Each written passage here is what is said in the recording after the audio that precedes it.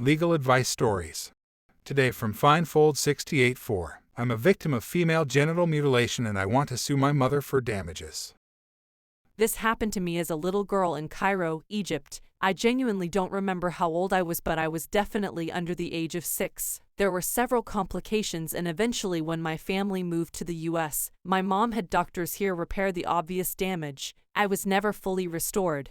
I spent my whole life not thinking much of it as it was very much a part of our culture. It happened to every woman before me, and so it was just normal in my mind. I didn't face any real issues after my surgery here in the States. I lost my virginity at 19, outside of wedlock, because duck that, and it eventually became painfully clear that I could not reach climax. That has been my bitter reality for as long as I have been sexually active. I've found ways to pleasure myself and enjoy sex overall, but never to its peak.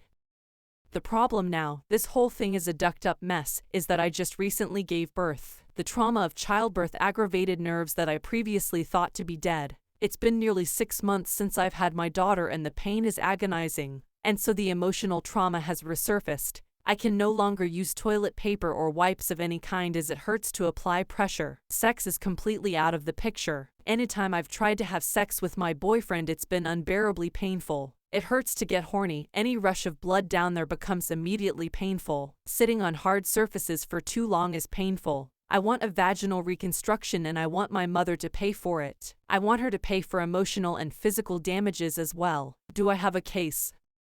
To get more accurate legal advice, it's best to consult with a personal injury lawyer who practices in the jurisdiction where the procedure took place. While you can also reach out to a lawyer local to you, there may be difficulties with pursuing legal action for an incident that took place in Egypt outside of Egypt.